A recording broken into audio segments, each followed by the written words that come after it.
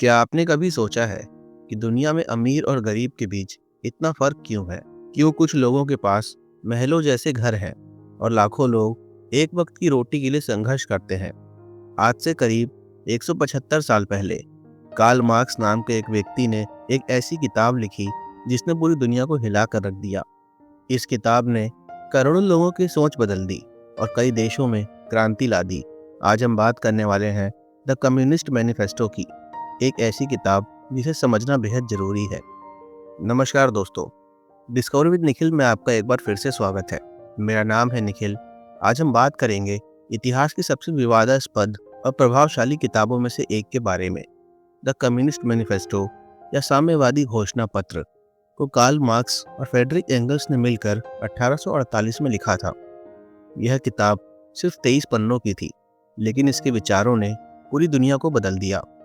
इस किताब ने लाखों लोगों को अपने हक के लिए लड़ना सिखाया। इसे पढ़कर गरीब मजदूरों को पता चला कि उनकी गरीबी कोई भाग्य नहीं, एक व्यवस्था का नतीजा है। दोस्तों, अगर आप ऐसी महत्वपूर्ण किताबों के बारे में सीखना चाहते हैं तो चैनल को जरूर सब्सक्राइब करें और बेल आइकन के बटन को दबाएं ताकि आपको हमारी नई वीडियो की नोटिफिकेशन तुरंत मिल सके। हम हर हफ्ते ऐसी ही रोचक और शिक्षाप्रद वीडियो लाते हैं। दोस्तों, सबसे पहले समझते हैं कि कार्ल मार्क्स कौन थे और उन्होंने ऐसी क्रांतिकारी सोच कैसे विकसित की। कार्ल मार्क्स का जन्म 5 मई 1818 को जर्मनी के ट्रियर नाम के शहर में हुआ था। उनके पिता एक वकील थे और परिवार मध्यम वर्ग का था। बचपन से ही मार्क्स बहुत तेज दिमाग के थे और पढ़ाई में बेहद होशियार थे। उन्होंने विश्वविद्यालय में कानून, इतिहास और दर्शन शास्त्र का अध्ययन किया। विश्वविद्यालय में पढ़ते समय ही उन्हें समाज की असमानता दिखाई देने लगी। वे अक्सर सोचते थे कि क्यों कुछ लोग इतने अमीर हैं और बाकी लोग गरीबी में जीते हैं। क्या यह व्यवस्था सही है?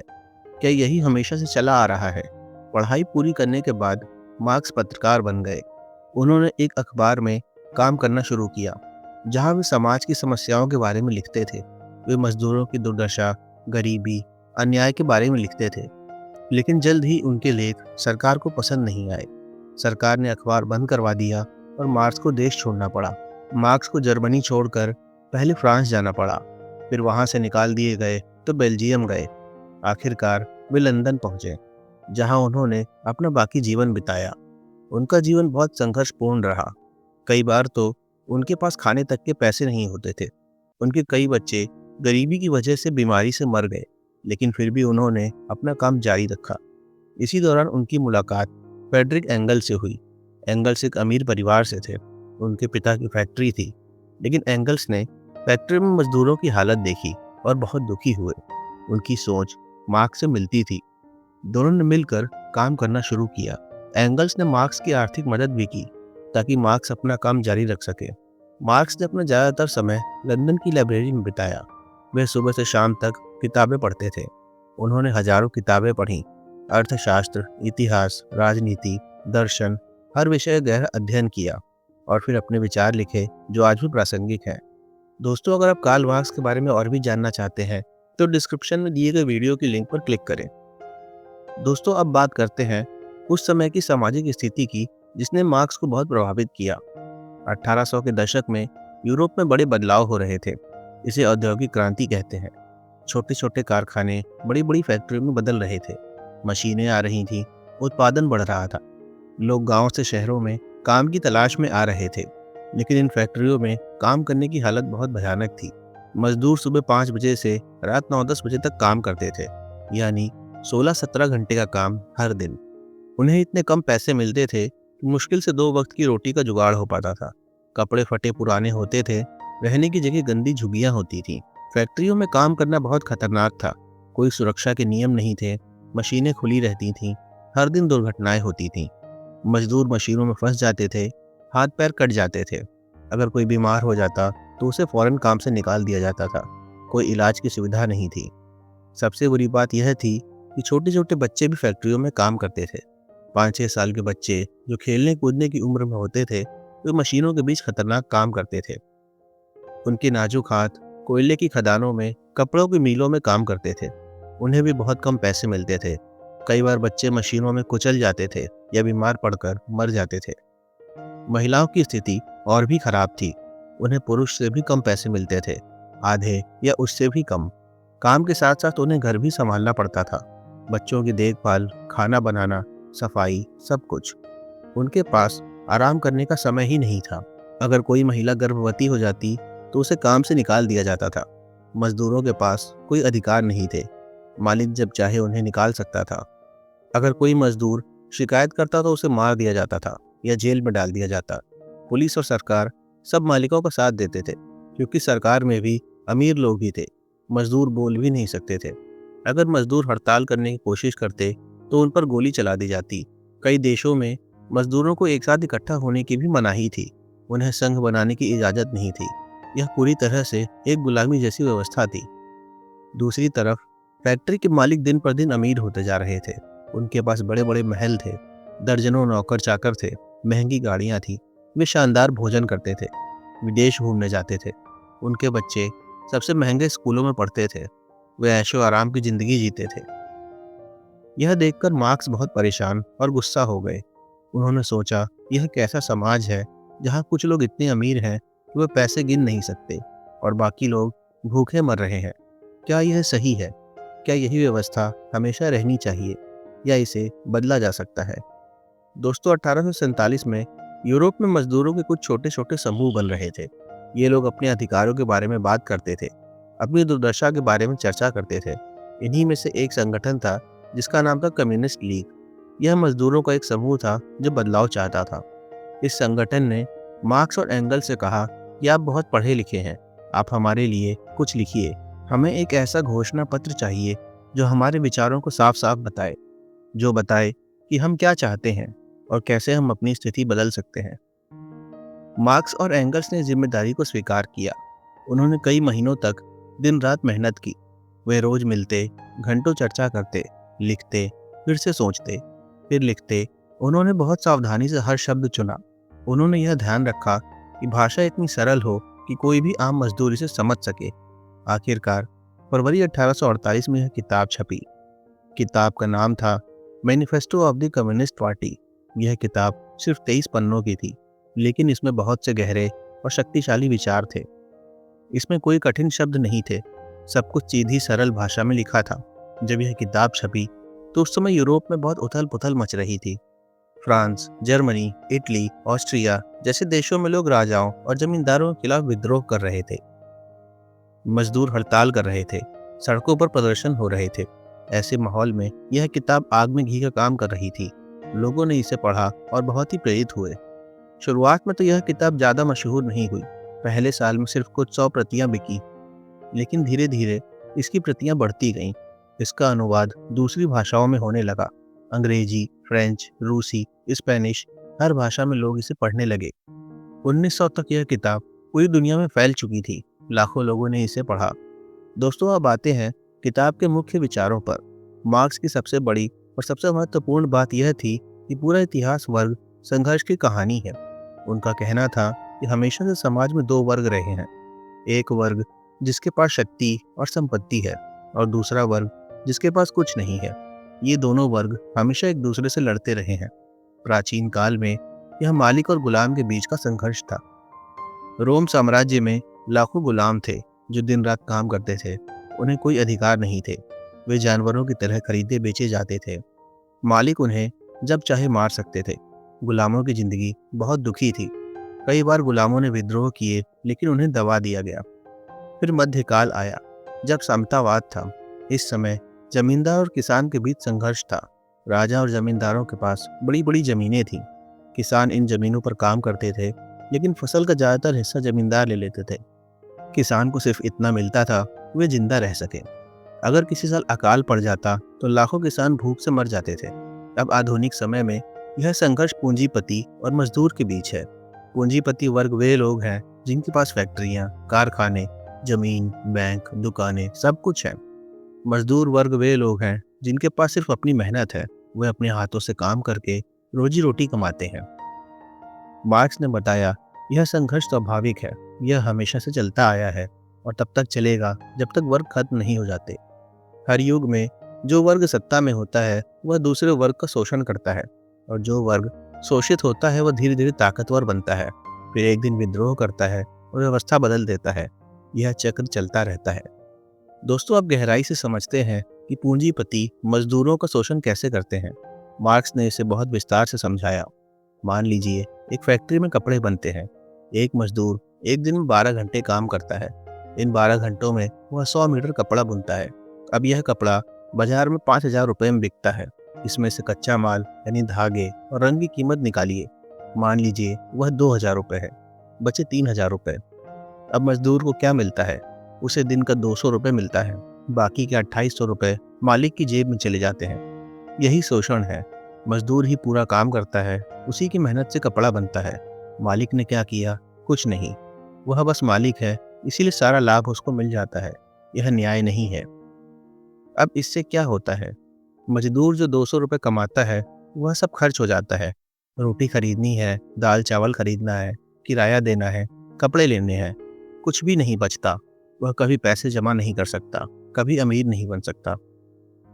दूसरी तरफ मालिक रोज 2,800 रुपये कमाता है, बिना कुछ किए। महीने में 84,000 रुपये, साल में लाखों रुपए। वह और अमीर होता जाता है। उस पैसे से वह नई फैक्ट्रियां खोलता है, नए धंधे करता है और भी अमीर होता जाता है। यह चक्र पीढ़ी दर पीढ़ी चलती रहती है।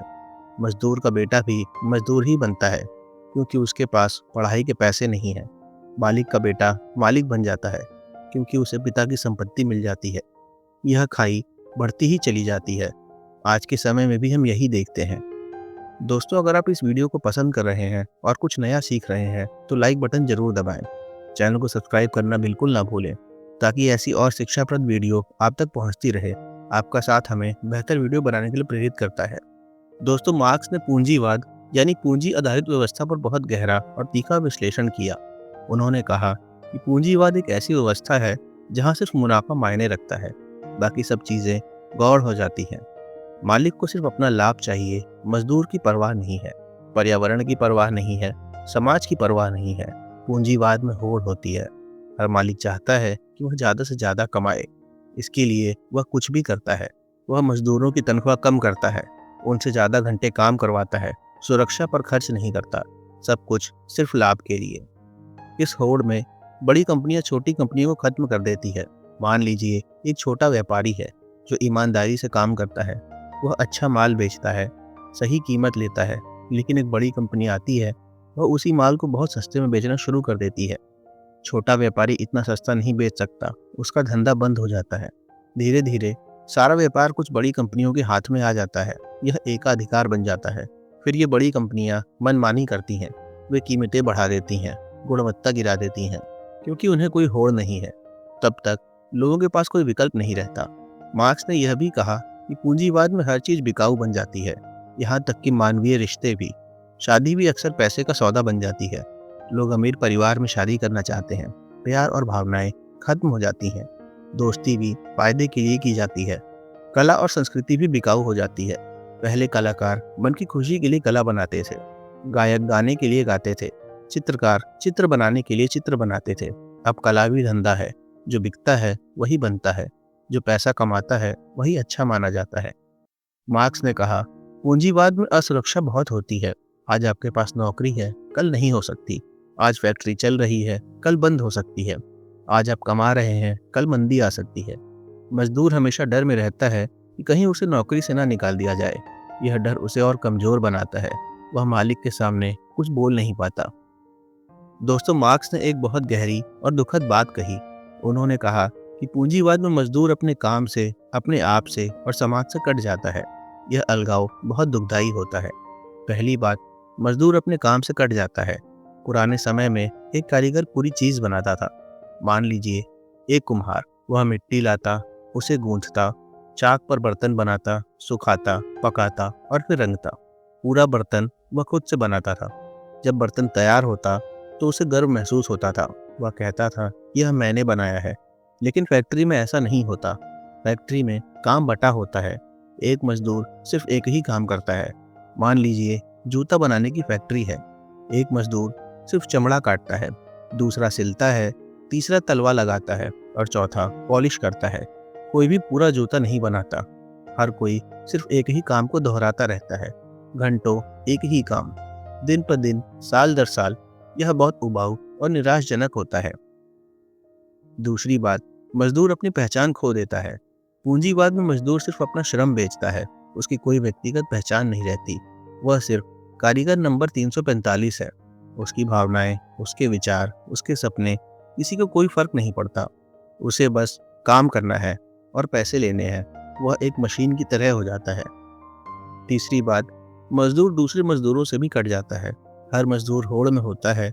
सब डरे हुए हैं कि कहीं उन्हें निकाल न दिया जाए। अगर एक मजदूर को निकाल दिया जाता तो दूसरा सोचता है कि कम से कम मुझे तो नहीं निकाला। वे एक दल की तरह काम नहीं करते, बल्कि एक दूसरे से डरते हैं और होड़ करते हैं। उनमें एकता नहीं होती। चौथी बात, मजदूर समाज से भी कट जाता है। उसका पूरा दिन फैक्ट्री में गुजरता है। शाम को वह इतना थक जाता है कि सिर्फ खाना खाकर सो जाता है। उसे अपने परिवार के साथ समय बिताने का मौका नहीं मिलता। बच्चों के साथ खेलने का समय नहीं, दोस्तों से मिलने का समय नहीं, कुछ नया सीखने का, किताब पढ़ने का, संगीत सुनने का समय नहीं। वह सिर्फ जिंदा रहने के लिए कमा रहा होता है। वह जीवन नहीं जी रहा होता। यह अलगाव मजदूर को मानसिक और भावनात्मक रूप से तोड़ देता है। वह अपनी जिंदगी से खुश नहीं रहता। उसे लगता है कि जीवन बेकार है, कोई मतलब नहीं है। निराशा, गुस्सा, उदासी सब आती है, लेकिन वह कुछ नहीं कर सकता क्योंकि उसे जीने के लिए काम करना ही पड़ेगा। दोस्तों, अब बात करते हैं मार्क्स के समाधान की। उन्होंने कहा कि समाधान है साम्यवाद। लेकिन साम्यवाद क्या है? यह सिर्फ एक शब्द नहीं है, यह पूरा एक सपना है, एक नई और खूबसूरत दुनिया का। साम्यवाद में सबसे पहली बात यह है कि निजी संपत्ति नहीं होगी, यानी कोई भी व्यक्ति किसी चीज का निजी मालिक नहीं होगा। जमीन, फैक्ट्रियां, खदानें, बैंक, सब कुछ सबके होंगे। इन्हें मिलकर चलाया जाएगा। सरकार इन्हें संभालेगी और सरकार लोगों की होगी। जब निजी संपत्ति नहीं होगी तो शोषण भी नहीं होगा। अब कोई मालिक नहीं होगा जो मजदूर का फायदा उठाए। सब बराबर होंगे। हर कोई अपनी क्षमता के अनुसार काम करेगा और अपनी जरूरत के अनुसार लेगा, यानी जिसे जितनी जरूरत है उतना मिलेगा। मान लीजिए किसी बड़े परिवार के लिए ज़्यादा खाना चाहिए तो वह ले सकता है। किसी को बड़े घर की ज़रूरत है क्योंकि उसके 5 बच्चे हैं तो वह ले सकता है। लेकिन कोई भी ज़रूरत से ज़्यादा नहीं रखेगा, क्योंकि जब सब कुछ उपलब्ध है तो जमा करके रखने की क्या ही ज़रूरत है। पढ़ाई सबके लिए मुफ्त होगी। गरीब अमीर का कोई फर्क नहीं होगा। हर बच्चा स्कूल जाएगा। सबको अच्छी पढ़ाई मिलेगी। अच्छे शिक्षक, अच्छी किताबें, अच्छे स्कूल सबको मिलेंगे। कोई यह नहीं कहेगा कि हमारे पास फीस के पैसे नहीं हैं। सब बच्चे पढ़ेंगे और अपनी योग्यता विकसित करेंगे। इलाज भी सबके लिए मुफ्त होगा। अगर कोई बीमार पड़ता है तो उसका इलाज होगा। अच्छे डॉक्टर, अच्छी दवाइयाँ, अच्छे अस्पताल सबको मिलेंगे। कोई यह नहीं कहेगा कि इलाज महंगा है इसीलिए नहीं करा सकते। जान बचाना पैसे पर निर्भर नहीं होगा। घर भी सबको मिलेगा। हर परिवार के पास रहने के लिए अच्छा घर होगा। कोई फुटपाथ पर नहीं सोएगा, कोई झुग्गी में नहीं रहेगा। सबके पास बिजली, पानी, शौचालय सब सुविधाएं होंगी। घर सिर्फ रहने के लिए नहीं बल्कि आराम से रहने के लिए होंगे। दोस्तों, अब सवाल यह है कि यह साम्यवाद आएगा कैसे? मार्क्स ने साफ साफ कहा कि यह अपने आप नहीं आएगा। इसके लिए क्रांति करनी पड़ेगी। पूंजीपति अपनी संपत्ति खुशी खुशी नहीं छोड़ेंगे, उन्हें बल से हटाना पड़ेगा। मार्क्स ने कहा कि मजदूरों को संगठित होना पड़ेगा। वे अलग अलग लड़ नहीं सकते। एक एक मजदूर बहुत कमजोर है, लेकिन जब सब मजदूर मिल जाएं तो बहुत ताकतवर हो जाते हैं। उन्हें अपने साझे दुश्मन को समझाना होगा। वह दुश्मन है पूंजीवादी व्यवस्था। मजदूरों को अपने वर्क के बारे में जागरूक होना होगा। उन्हें समझना होगा कि मजदूर सब जगह एक जैसे हैं। सभी जगह मजदूरों को कम पैसे मिलते हैं और सभी जगह उनके साथ अन्याय हो रहा है। तो उन्हें राष्ट्रीयता से ऊपर उठकर वर्ग के आधार पर सोचना होगा। फिर मजदूर संघ बनाएंगे। वे अपनी मांगे रखेंगे, हड़ताल करेंगे। जब सब मजदूर मिलकर काम करना बंद कर देंगे तो फैक्ट्री रुक जाएगी, उत्पादन रुक जाएगा। मालिक को मानना पड़ेगा। प्रदर्शन करेंगे, सड़कों पर निकलेंगे, अपनी आवाज बुलंद करेंगे। धीरे धीरे उनकी ताकत बढ़ेगी और एक दिन वे इतने मजबूत हो जाएंगे कि वे सत्ता पर कब्जा कर लेंगे। यह क्रांति शांतिपूर्ण नहीं होगी, इसमें हिंसा होगी, संघर्ष होगा, क्योंकि पूंजीपति अपनी सत्ता बचाने के लिए लड़ेंगे। वे पुलिस, सेना सबका इस्तेमाल करेंगे। लेकिन मजदूर संख्या में ज़्यादा है और अगर सब मजदूर मिल जाए तो उन्हें कोई रोक नहीं सकता। क्रांति के बाद मजदूर वर्ग सत्ता संभालेगी। यह मजदूर वर्ग की तानाशाही होगी, लेकिन यह अस्थायी चरण होगा। इस दौरान पुरानी व्यवस्था को पूरी तरह खत्म किया जाएगा। निजी संपत्ति को समाप्त किया जाएगा, धन दौलत को बराबर बांटा जाएगा, पढ़ाई और इलाज सभी के लिए मुफ्त किए जाएंगे। धीरे धीरे वर्ग का भेदभाव कम हो जाएगा और फिर राज्य की भी जरूरत नहीं रहेगी। दोस्तों, मार्क्स ने धर्म के बारे में भी बहुत सी महत्वपूर्ण बातें कही। उन्होंने धर्म को जनता की अफीम कहा। अफीम एक नशा है जो दर्द को भुला देता है, लेकिन समस्या को हल नहीं करता। मार्क्स का मतलब था कि धर्म भी ऐसा ही है। दोस्तों, परिवार और महिलाओं के बारे में भी मार्क्स के विचार बहुत क्रांतिकारी थे। उन्होंने कहा कि पूंजीवादी समाज में परिवार भी एक आर्थिक संस्था है। शादी अक्सर संपत्ति के हस्तांतरण का जरिया बनती है। अमीर लोग अमीर लोगों से शादी करते हैं ताकि दौलत परिवार में ही रहे। महिलाओं को संपत्ति की तरह माना जाता है, पहले पिता की संपत्ति, फिर शादी के बाद पति की संपत्ति। महिलाओं के अपने कोई अधिकार नहीं होते, वे आर्थिक रूप से निर्भर होती हैं, पहले पिता पर फिर पति पर। उनकी अपनी कोई पहचान नहीं होती। साम्यवाद में यह सब बदल जाएगा। महिलाएं भी पुरुषों की तरह काम करेंगी, उन्हें भी बराबर मजदूरी मिलेगी, वे आर्थिक रूप से स्वतंत्र होंगी। शादी सिर्फ प्यार के लिए होगी, संपत्ति या सामाजिक दबाव के लिए नहीं। बच्चों की परवरिश सामूहिक रूप से होगी, सरकारी शिशु गृह और स्कूल होंगे जहां सब बच्चों की देखभाल होगी। माताओं को पूरा दिन बच्चों के पीछे नहीं लगना पड़ेगा, वे भी अपने काम पर जा सकेंगी, अपनी रुचियां विकसित कर सकेंगी। यह विचार उस समय के लिए बहुत आगे के थे। 19वीं सदी में महिलाओं को लगभग कोई अधिकार नहीं थे, वे घर तक सीमित थीं। मार्क्स ने उनकी मुक्ति की बात की, जो बहुत साहसिक और प्रगतिशील था। दोस्तों, मार्क्स का एक बहुत बड़ा और क्रांतिकारी विचार था अंतर्राष्ट्रीयवाद। उन्होंने कहा कि मजदूरों का कोई देश नहीं होता, सीमाएं काल्पनिक हैं, असली विभाजन वर्ग का है, देश का नहीं। एक फ्रांसीसी मजदूर, एक जर्मन मजदूर और एक चीनी मजदूर, सबकी समस्याएं एक जैसी हैं। सब शोषण का शिकार हैं, चाहे वे किसी भी देश के हों। सबको कम पैसे मिलते हैं, सबसे लंबे घंटे काम लिया जाता है, सबकी कोई सुरक्षा नहीं है, तो फिर राष्ट्रीयता से क्या फर्क पड़ता है। मार्क्स ने कहा कि राष्ट्रवाद भी एक औजार है जो पूंजीपति इस्तेमाल करते हैं, वे मजदूरों को आपस में बांटते हैं। जर्मन मजदूर से कहते हैं कि फ्रांसीसी मजदूर तुम्हारे दुश्मन हैं, और अमेरिकी मजदूर से कहते हैं कि मैक्सिकन मजदूर तुम्हारी नौकरियां ले रहे हैं। इस तरह मजदूर आपस में लड़ते रहते हैं, उनका ध्यान असली दुश्मन से हट जाता है। असली दुश्मन है पूंजीवादी व्यवस्था जो सभी देशों के मजदूरों का शोषण कर रही है। दोस्तों, किताब की आखिरी पंक्ति बहुत मशहूर और प्रेरक है। दुनिया के मजदूरों, एक हो जाओ, तुम्हारे पास खोने के लिए बस अपनी जंजीरें हैं। यह पंक्ति बहुत शक्तिशाली है। इसमें एक आह्वान है, एक चुनौती है, एक उम्मीद है। दोस्तों, साम्यवादी घोषणा पत्र ने 20वीं सदी में एक बहुत बड़ा प्रभाव डाला। इस किताब से प्रेरित होकर दुनिया भर में साम्यवादी आंदोलन शुरू हुए। 1917 में रूस में लेनिन ने बोल्शेविक क्रांति की। यह पहली बार था जब साम्यवाद को एक पूरे देश में लागू किया गया। रूस में जार यानी राजा की तानाशाही को खत्म किया गया। जमींदारों और पूंजीपतियों की संपत्ति जब्त कर ली गई। एक नई समाजवादी राज्य बनाई गई। मजदूरों और किसानों को शक्ति मिली। यह एक ऐतिहासिक क्षण था।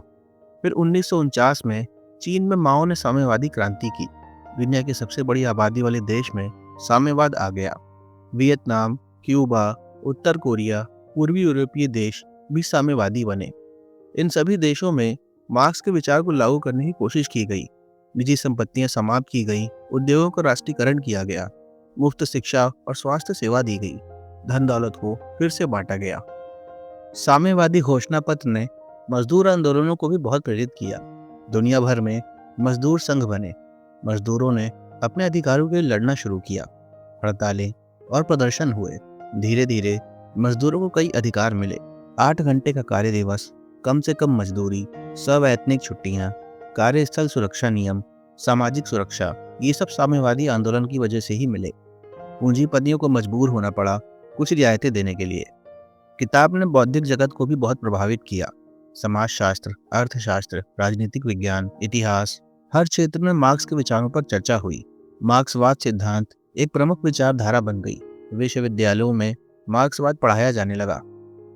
दोस्तों, हालांकि साम्यवादी घोषणा पत्र की बहुत आलोचनाएं भी हुई और साम्यवाद को लागू करने में कई समस्याएं भी आई। आलोचकों ने कहा कि मार्क्स के विचार हवाई हैं। उन्होंने मानव प्रकृति को कम आंका। पहली बड़ी आलोचना यह थी कि निजी संपत्ति समाप्त करना गलत है।